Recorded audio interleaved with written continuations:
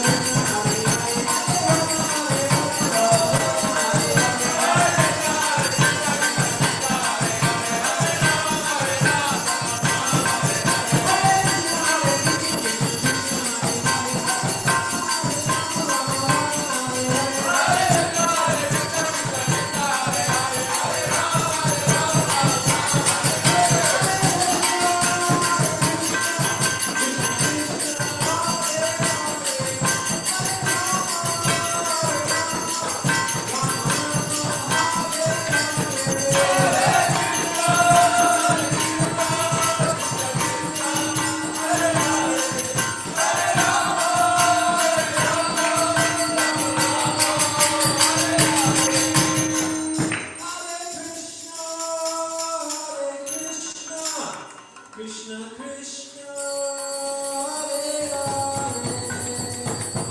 Hare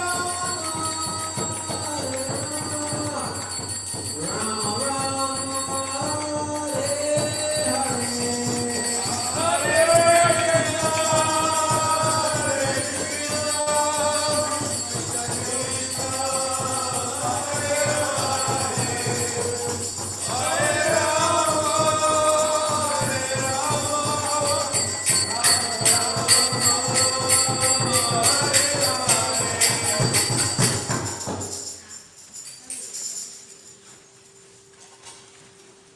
Jaya Vishnupada Paramahamsa Parivrajacharya Ashtatashaka Shri Srimad A.C. Bhaktivedanta Swami Prabhupada Maharaj Ki Jai. Jaya Om Vishnupada Paramahamsa Parivrajacharya Ashtatashaka Shri Srimad Bhaktivedanta Saraswati Goswami Prabhupada Maharaj Ki Jai. Ananta Koti Vaishnava Vrinda Ki Jai. Nama Acharya Srila Haridas Thakur Ki Jai. Saints in the whole Shri Krishna Chaitanya Prabhu Nityananda Shri Advaita Radha Shri Vasari Gaura Bhaktivinoda Ki Jai. Shri Shri Radha Krishna Gopa Gopinath Shama Radha Kundi Govardhan Ki Jai. Vrindavan Dham Ki Jai. Mathura Dham Ki Jai. Jagannath Dham Ki Jai. Madhuri Dham Ki Jai. Bhakti Devi Ki Jai. Tulasi Devi Ki Jai. Ganga Mai Ki Jai. Yamuna Mai Ki Jai. Samaveta Bhaktivinoda Ki Jai. All glories to the assembled devotees. All glories to the assembled devotees. All glories to the assembled devotees. Nitai Gaur Brahmanande. Oh, all glories to Shri Guru. Gaur.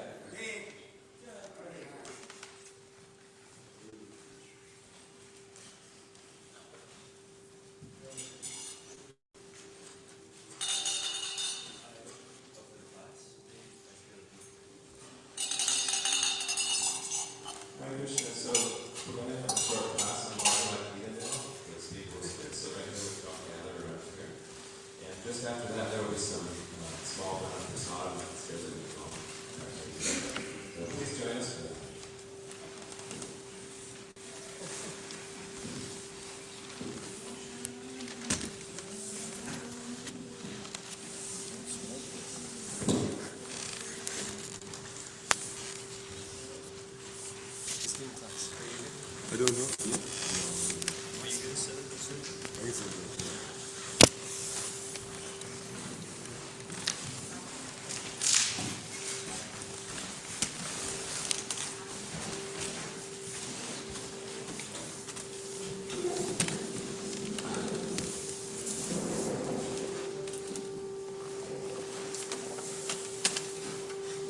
What the heck? Oh.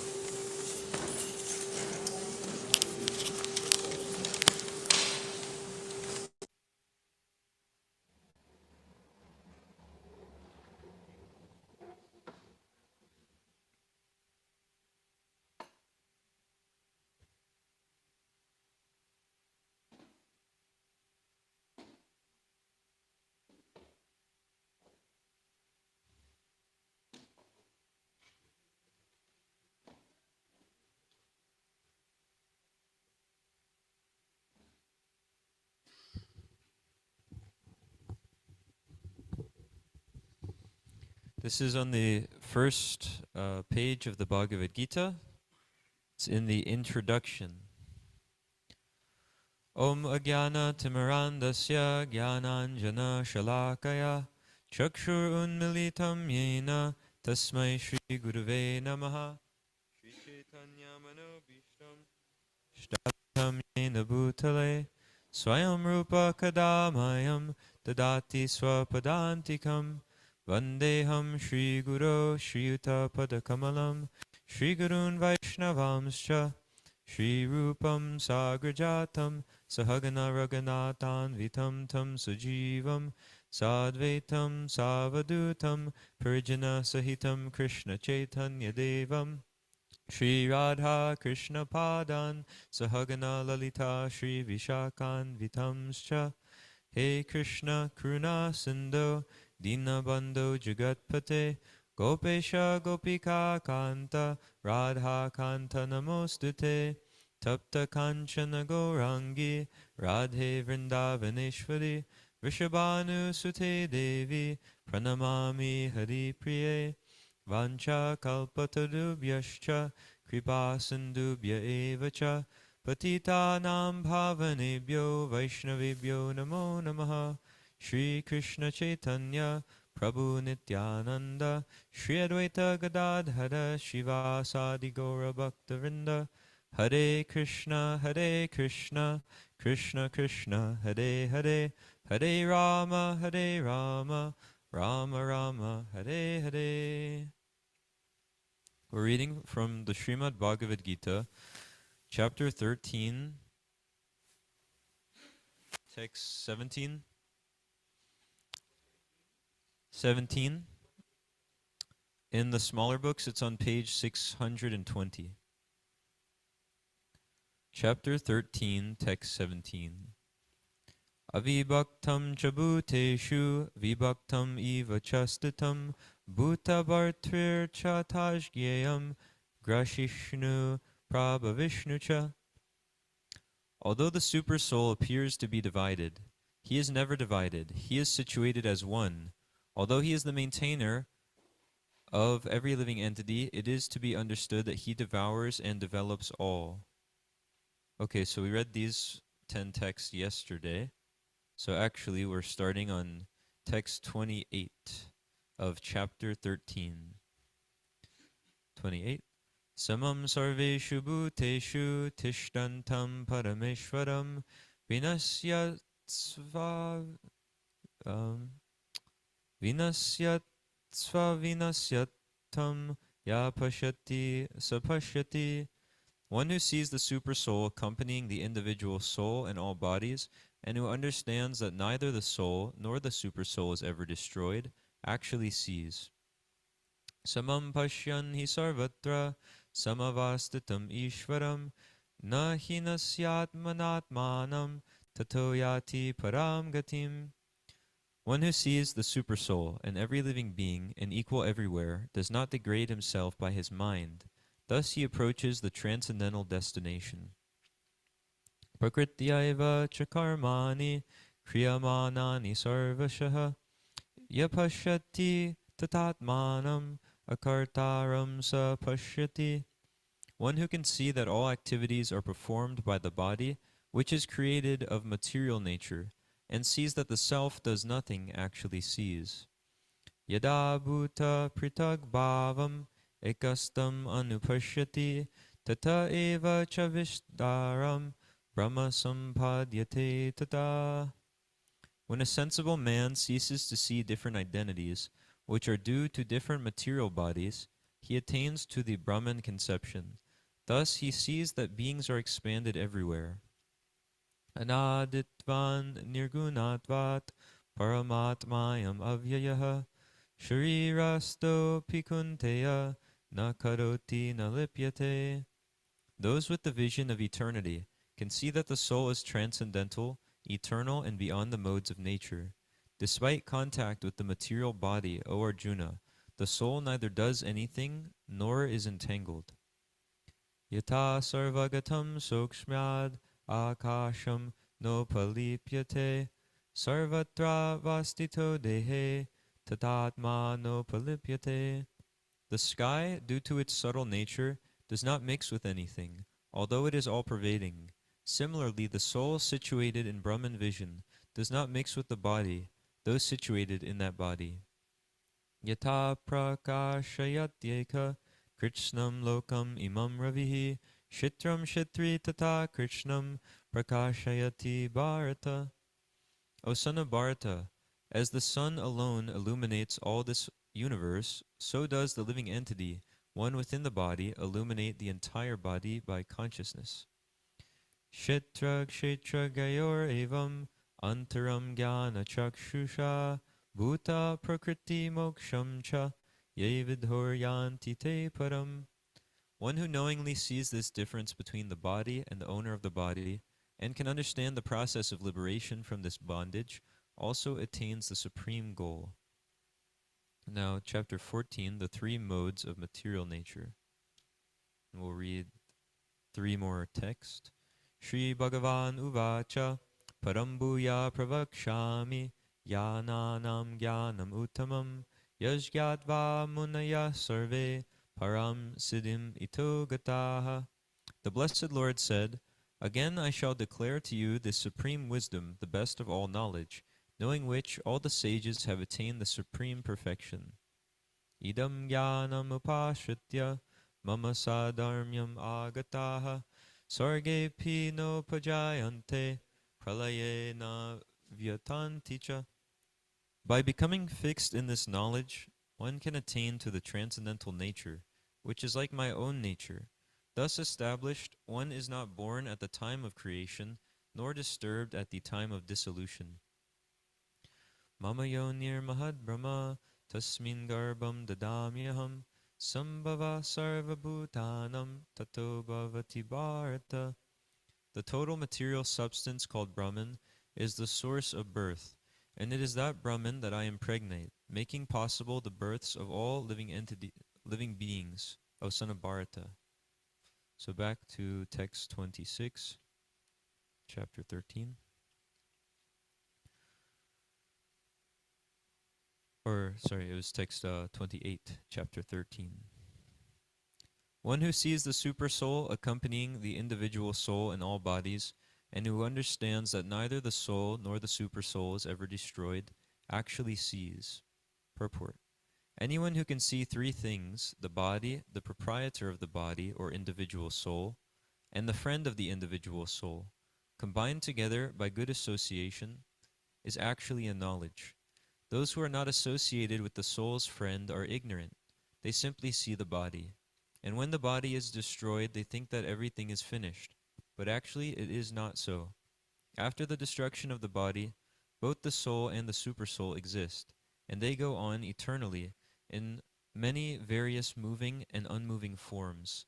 The Sanskrit word Parameshwaram is sometimes translated as the individual soul because the soul is the master of the body. And after the destruction of the body, he transfers to another form. In that way, he is the master. But there are others who interpret this Parameshwaram to be the supersoul. In either case, both the supersoul and the individual soul continue. They are not destroyed. One who can see in this way can actually see what is happening.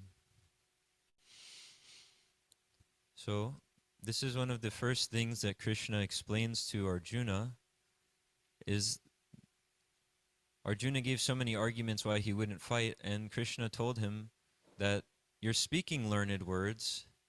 Arjuna brought up dharma and karma and all of these reasons why he shouldn't actually engage in this warfare. But Krishna told him, you're speaking learned words, but you're lamenting for what a learned person doesn't lament for. You're just concerned with this body. So he told him, since you're lamenting what a learned person doesn't lament for, you're a fool, actually. He explained to him that as the embodied soul continually passes in this body from boyhood to youth to old age, the soul similarly passes into another body at death. The self-realized soul is not bewildered by such a change. And he explains the soul some more. Know that which pervades the entire body is indestructible. No one is able to destroy the imperishable soul. He who thinks the living entity is the slayer, or that he is slain, does not understand. One who is in knowledge knows that the self slays not, nor is slain. For the soul there is never birth nor death, nor having once been does he ever cease to be. He is unborn, eternal, ever existing, undying and primeval. He is not slain when the body is slain. So the soul is eternal. So simply focusing on things related to the body, like Arjuna was in the beginning of the Bhagavad Gita, if I act in this way, I'll get some sinful reaction. If we kill all of these people in this battle, there will be no one to actually take care of the women, and then they will have bad progeny, and like this, the world will become polluted. Or even if we win the battle, how will we enjoy the kingdom? Because our own family members will be dead. How will we enjoy? So all these things are just related to the body, actually. But Krishna explains to him that he's not this body, he's the soul. And the soul is Jivara Srupa Hoy Krishnara Nityadas. He's an eternal servant of Krishna. That's who we are. That's what is making the body look alive, is that inside this body made of dead matter, there's an eternal servant of Krishna. So if we remember that, then we can actually act in our highest interest. And that's real knowledge.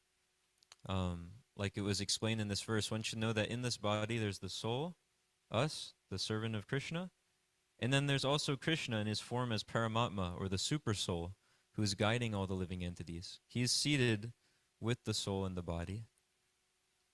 There were three things. And then the other thing is that there's the body. So the body's like a vehicle, and based on our past activities, we've been given a type of vehicle that goes along with our desires and then also what we deserve. So we do some actions in this material world, and we get a certain type of body. So that's knowledge. But at the present moment, there's actually no education in the world, because education means to understand the self, which Krishna is describing here. Education means to know yourself. But we see in all of the colleges and all of the institutions and the schools, the education that's being given is just some art, actually. Like there's those schools called, Votech is a name for one where I'm from. It's like a technical school. People learn things like HVAC. You learn how to do the air conditioning and the heating. That's what all of the schools are, though, actually. You learn some art. Just like an electrician, he can set up the wires in this way, and in this way the lights will come on. But that's not education, that's only an art. So even if someone learns all of these things that are available in the school, and they make some huge skyscraper building, but they never actually learn who they are or about what happens in their next life, then in their next life, if they have to become a rat in that skyscraper building, what was the use? Now you've got another body, a rat body. You're so attached to the skyscraper, so you're still in there, but you can't enjoy it anymore. So the human form of life is very valuable because one can actually utilize their intelligence to understand what will happen in my next life. what happens after this body is finished. And we get an idea of that here. Krishna is the super soul in everybody's heart. That individual soul, the person, he's not destroyed when the body is finished. But based on his activities in this life, he'll get his next body. So if his activities in this life are set on every day thinking, okay, where is food? Where is food? How can I enjoy a nice taste? Then in his next body, he'll have some set of senses where he can enjoy some nice taste. So he could have some, if he likes to eat meat, he could have a tiger body in his next life. Like this. But if the living entity is always thinking of Krishna and understanding Krishna properly, then he'll get a spiritual body like Krishna's. Not supreme, not unlimited, but same quality, different quantity. So what does that mean? It means he'll get a spiritual body. Krishna is spiritual. It's not that he's just some historical man who lived for some time and died at some point. But he's spiritual. He's always existing. When he comes to the material world, it's just like when the sun comes up on the horizon. The sun's coming up, and it looks like it's just arriving. It's just appearing now. But we know the sun's always there. For some time, you don't see it, and then you see it when it appears. It comes around, and it goes, sets again. But it's always existing there. So just like that, when Krishna appears in the material world, he appears in his original spiritual form to enact all these pastimes that we hear about. The battle of Kurukshetra, his pastimes as a baby, stealing the butter. All of these things to attract all of the conditioned souls back to him.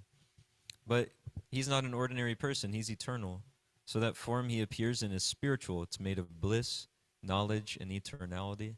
So the soul is similarly spiritual. And if we cultivate desires to serve Krishna, then after this lifetime, instead of getting another material body, we'll have a spiritual body where we can fully engage in Krishna's service without any distraction, such as getting old or dying and having to change body or any of these things. One who sees the supersoul in every living being and equal everywhere does not degrade himself by his mind. Thus he approaches the transcendental destination. Purport. The living entity, by accepting his material existence as just so much suffering, can become situated in his spiritual existence. If one understands that the Supreme is situated in his Paramatma manifestation everywhere, that is, one can see the presence of the Supreme Personality of Godhead in everything, he does not degrade himself, and he therefore gradually advances in the spiritual world. The mind is generally addicted to self-centered processes, but when the mind turns to the Supersoul, one becomes advanced in spiritual understanding. So that's the nature of the mind, is it's always rotating on different ideas for how to enjoy these senses. We've got the senses, we've got the body, and it's made of dull matter. And then we've got, above that, we've got these senses as part of the body. You can use them like tools. And above that, we've got the mind. So the mind is the master of all the senses. And above that, we have our intelligence. Above that, we have the false ego, our identification that I am. So usually that false ego is in the process of thinking, I am this body. But above that, even, we have the soul, who's an eternal servant of Krishna. That's us. But so the mind is generally addicted to self-centered processes, is what Srila Prabhupada wrote here. Because it's always trying to figure out, how can I utilize these senses in order to enjoy matter? And in this way, one gets stuck in so many activities that aren't actually helpful for them at all. So Krishna consciousness, it just means to give up unhelpful activities, activities that are unnecessary, that have no use in our life actually. So it's very simple. So these 4 regulative principles that are prescribed are very simple. All they do is they cut out all unwanted activities. So they're described as the four principles of freedom because by following them, one no longer has to be addicted to they don't have to be a slave anymore. As long as one is dependent on different things in this material world, it's more or less like being a slave because you can't do without those things. So, yeah, these principles are there. So, if one wants to practice Krishna consciousness, what do? They simply give up these four things. So, no meat eating, no meat, fish, or eggs. So, that's a good thing because if we are eating these things, they keep the body in a lower state. The mind has to be in a lower state. And one can't actually understand things as they are.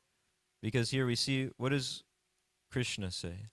Because we want to actually see things the way that God sees them, then that's reality. So he says that one who sees the super soul in every living being and equal everywhere does not degrade himself by his mind. Thus he approaches the transcendental destination. So Krishna likes if somebody sees that he's in the heart of every living entity.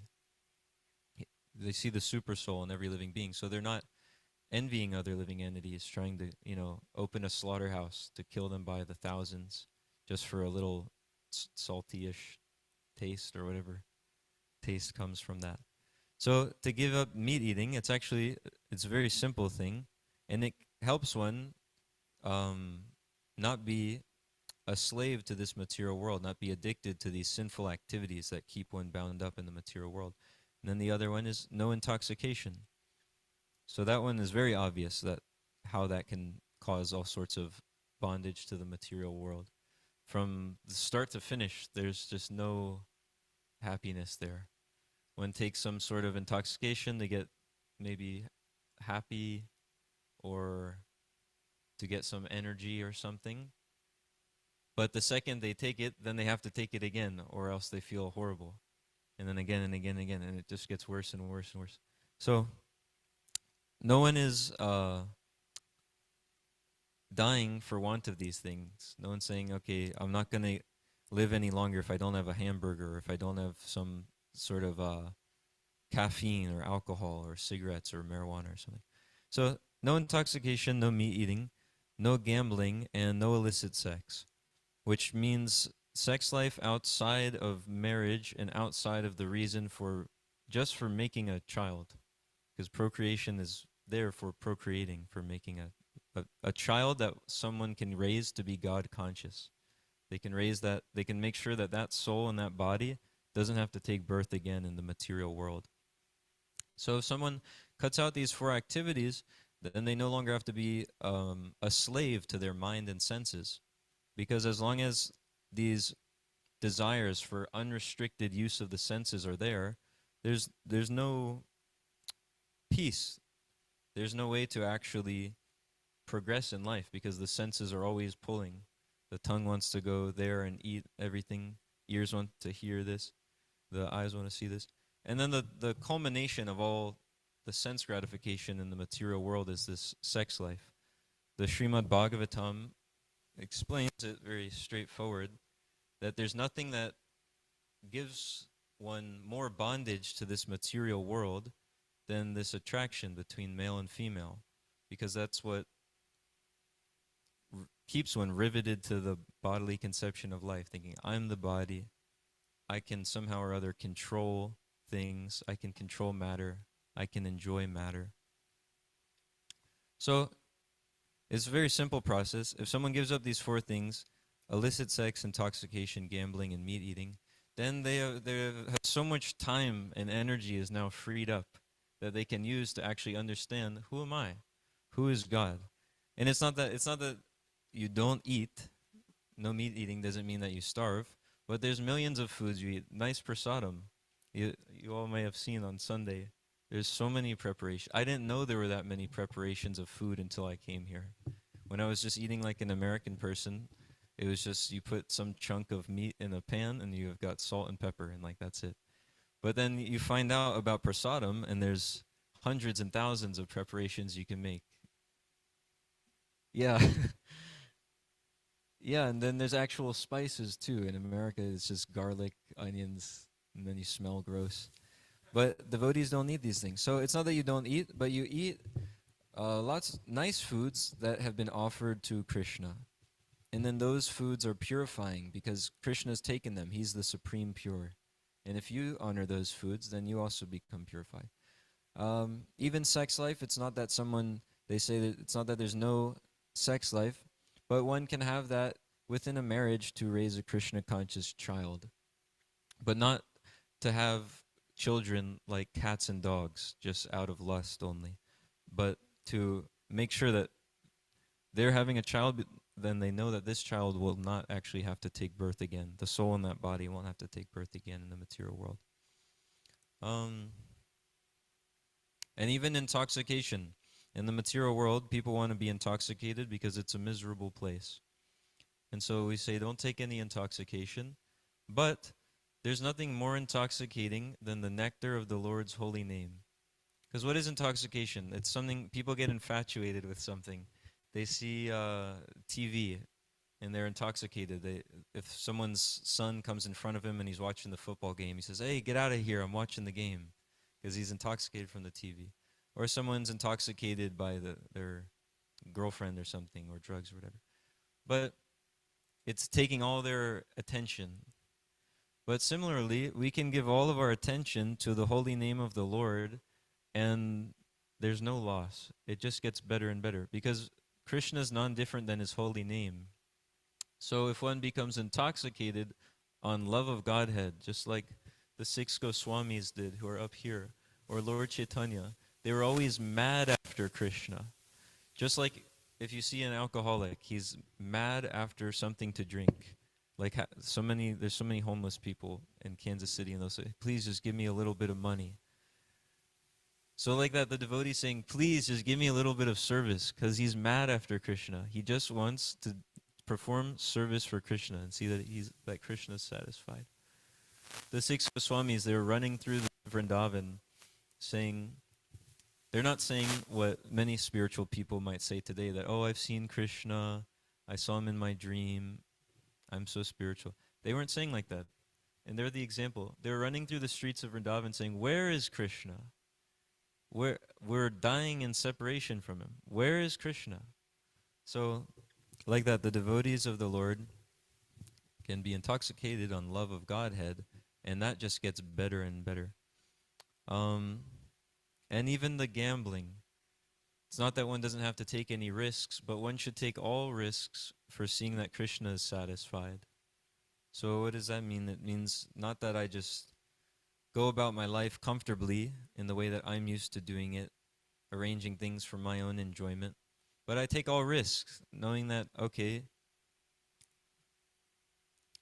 maybe if I set aside more time for serving Krishna, there might be some loss on my side, on my own plans or my own enjoyment or my own business or something. But I'm willing to take the risk because I know that there's nothing better than serving Krishna, because there's no one better than Krishna. He's the topmost person.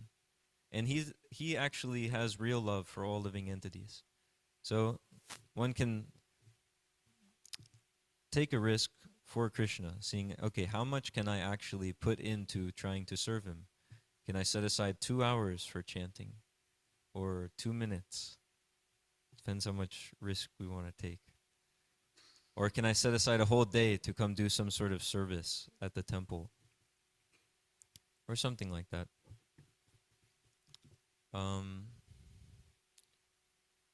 So one can engage in all sorts of activities simply for Krishna's pleasure, and then that's the perfection of life. Because Arjuna, he thought, I'll leave the battlefield and I'll just meditate in the forest.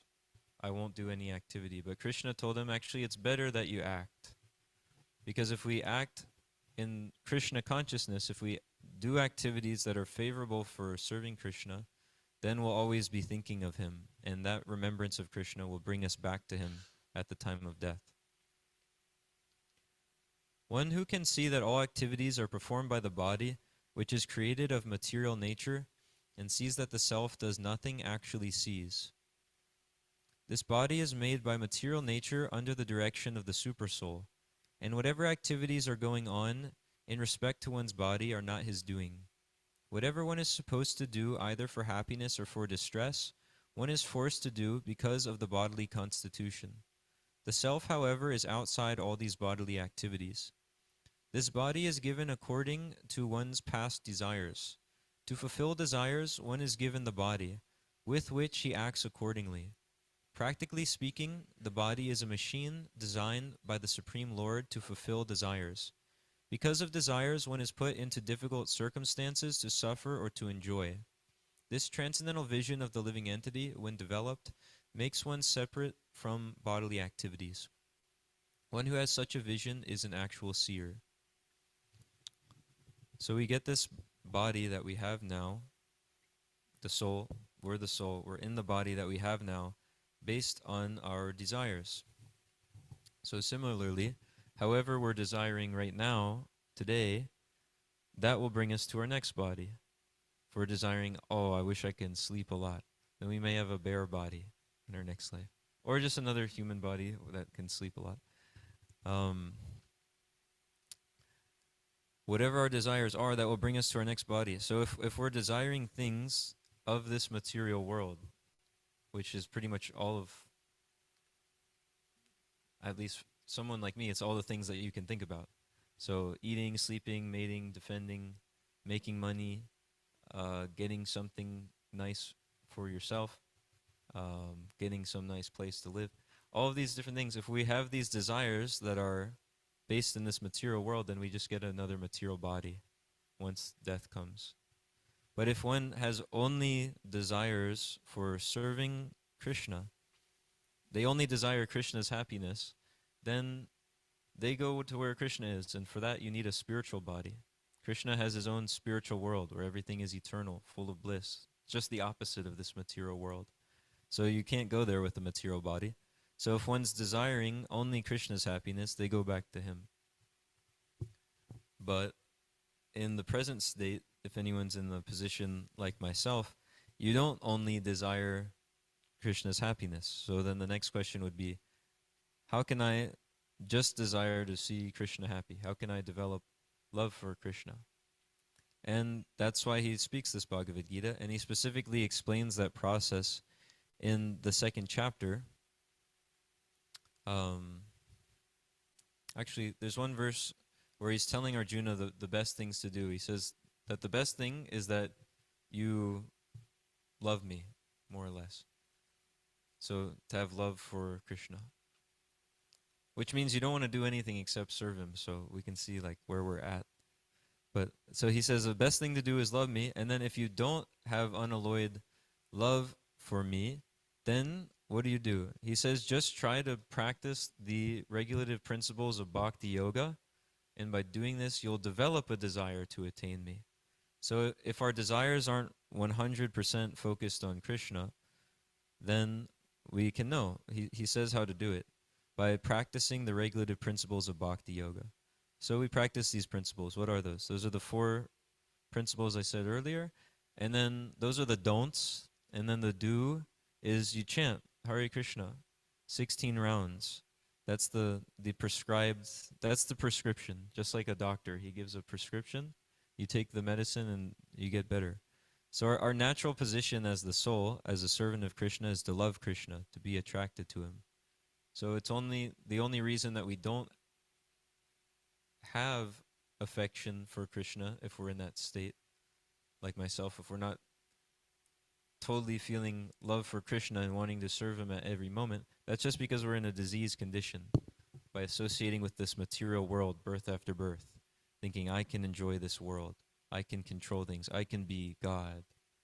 So the way we get out of that disease is we take the prescription of chanting 16 rounds of the Maha Mantra. So that's every day, 16 rounds. And by doing that, we can get Krishna's mercy. And he makes the path clear for the devotee to come back to him. He says, Tesham satata yuktanam bhajatam priti purvakam dadami buddhiyogam tam yenamam upayantite. As they surrender unto me with love and devotion. And what does that surrender mean? Surrender means you follow his instructions. So as they surrender unto me with love and devotion, I reveal the path by which they can come to me. that the right wording? Okay. So he shows the devotee how they can come to him. He makes their path clear if they surrender unto him. And so surrender means that we follow his instructions. Just like, anyway, there's some examples about surrender, but okay, yeah, just for instance, like we meet many people when we're distributing these books. They see that we're dressed like a monk, and for some reason monk means, okay, let me go to that person and preach to him my whole philosophy. So many people see us and they'll start telling us that actually you should love Jesus and what you're doing is wrong. And we tell them, yes, we do love Jesus because Jesus loves God. Jesus loves Krishna. So you should take these books and read them and learn also how to love God like Jesus is telling you to do. But they'll say, no, I already love him. I already love Jesus.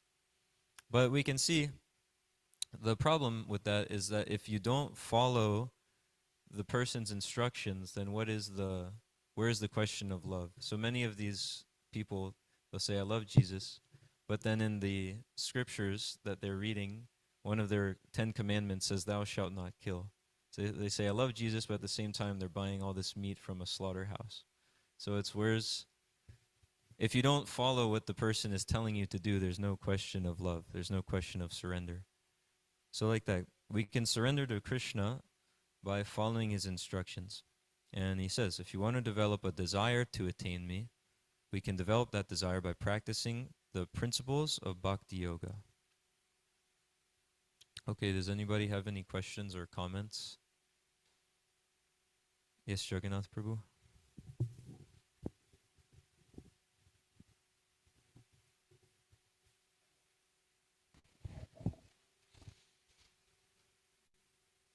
I was just wondering why we as living entities have a taste for eating meat.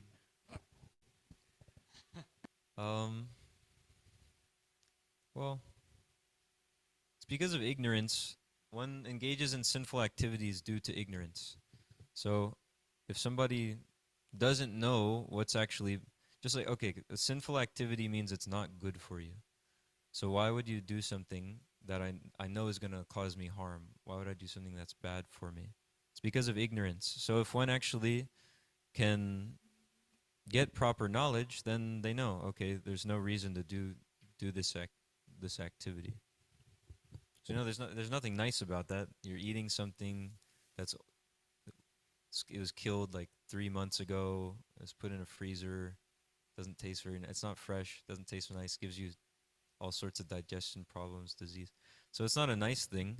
But due to ignorance, one engages in sinful activities. But if they can get knowledge, which is being given in these books and from devotees, then they can easily give up, all these nasty activities. Yes, Prabhu?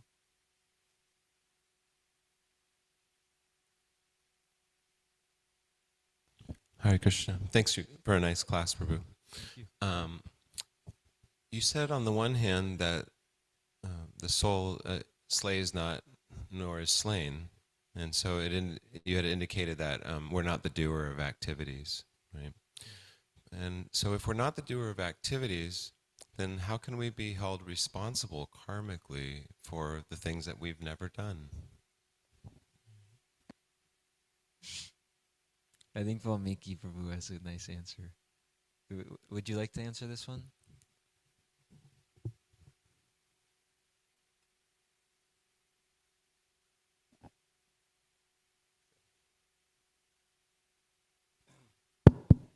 Hare Krishna. Yeah, it is stated in 327 Bhagavad Gita, Prakrite Kriyamanani Gunais Karmani Sarvashaha, etc. So yeah, three modes of nature, they are acting actually. Can you read that exact translation? The bewildered spirit soul, under the influence of the three modes of material nature, thinks himself to be the doer of activities which are in actuality carried out by nature. Yes. So what is our position? What we are actually doing as a soul? We have free will. If we will be doing things for Krishna, or we will enjoy material things, right? Sense enjoyment. So this is where we are, you know, and all other things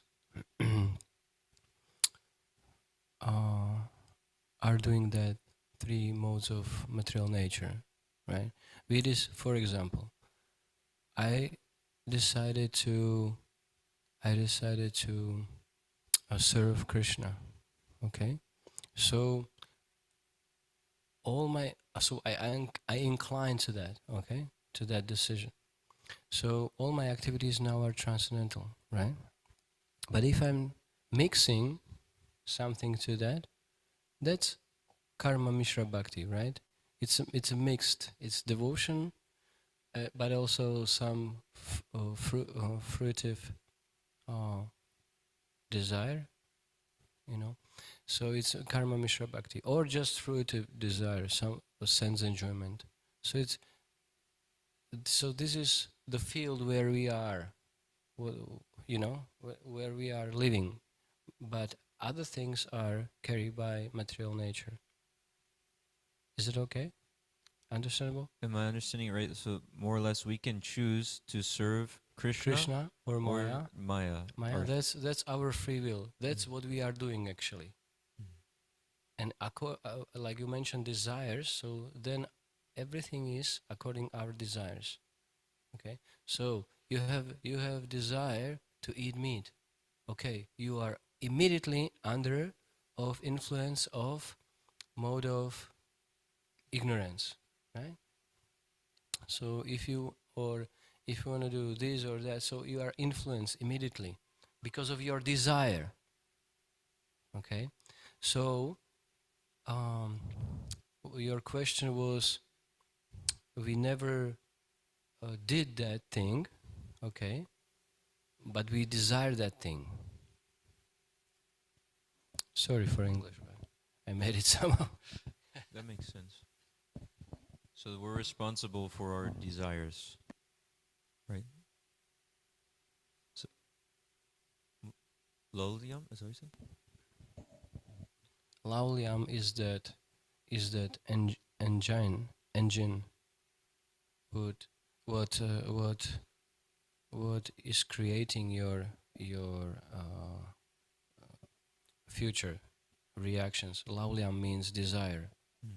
So Rupa Goswami is mentioning this, that how strong lauliam you have towards Krishna, so that rapid progress you will have, you will do.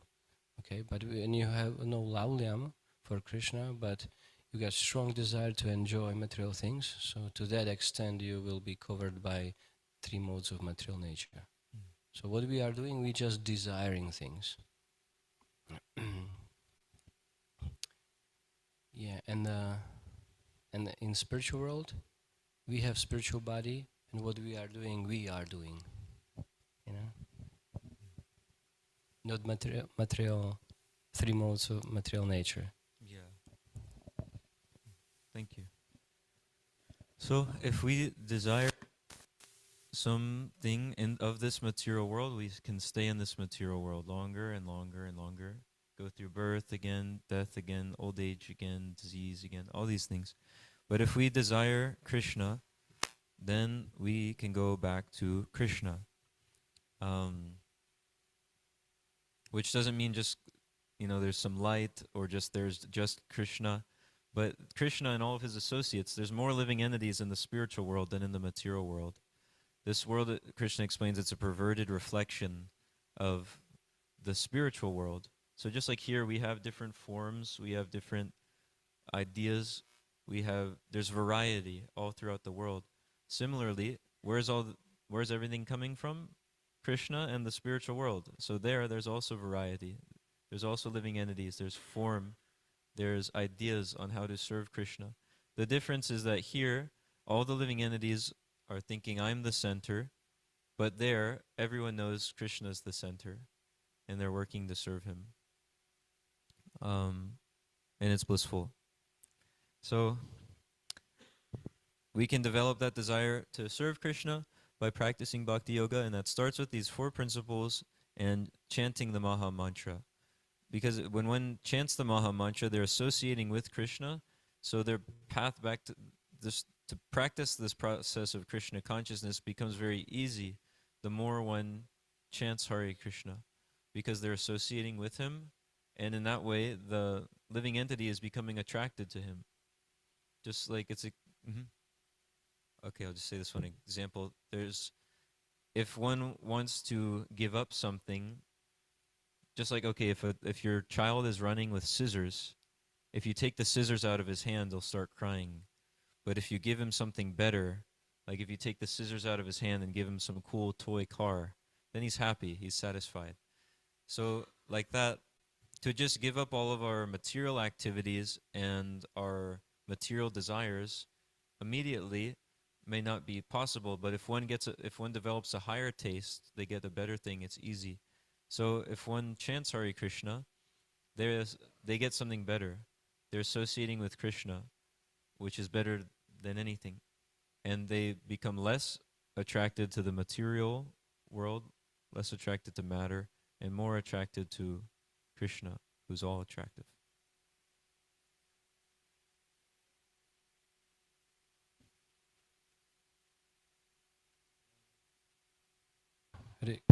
Hare Krishna.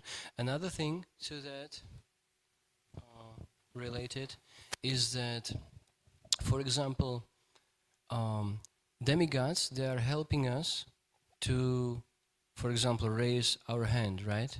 We are not, this is machine. We are a tiny, very small soul inside, right? Very small. And we have no power to raise our hand or walk or open our eyes, or we are not aware of that. For example, heart is working, or now my lungs will be open. During the sleep, you are not able to control this. Like, okay, I'm gonna sleep, but in the same time I have to think about my heart. Hey, or I cannot actually. I cannot actually stop my breathing, otherwise I will die, right? So I have to, I'm gonna sleep, and in the same time I will be thinking about all these things. So no, these things, that's work for demigods. So also because our desire, they are helping us. My desire is, put my hand on my knees, right? So, and demigods helping me. So I got desire to kill someone, so we can blame demigods, right? They kill him, right? Because of this knowledge, we can say, they did it, I wanted to kill someone, but I didn't do it. They killed him, So in the same way, these modes of nature, they are doing these things, also according to our desires, and also demigods are helping us to perform what we desire. So we cannot blame 3 modes of nature, or we cannot blame others like demigods. So that's our business. So that's our space where we are, like soul desiring bad things, good things, transcendental things, above dualities. That's Bhakti Yoga, love of God. Thank you, Prabhu. Transcendental. And Krishna Shravana Prabhu had a comment? One other response to Arisiddhanta Prabhu's question is, say you're driving a car and you're going too fast, and you hit a child that's trying to cross the street, then you stop and the police come and you say, I didn't hit the child, my car hit the child, I'm not at fault. And the cop will say, you're nonsense, you're going too fast and you hit this child, so you're going to jail. So this all activities are performed by the body, but as a human being is a life of responsibility. So we're responsible for our actions, and this body is directed by our consciousness.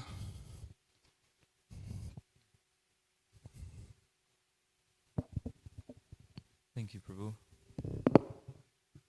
So by practicing this practice of bhakti yoga, one can become attracted to Krishna and attached to Krishna. And then, but by not doing these activities, like the chanting 16 rounds and 4 regulative principles, then one is simply completely engulfed in material activities. There's pretty much no hope, because whatever you associate with, you gain more liking for that thing. So the whole day we're just associating with material nature.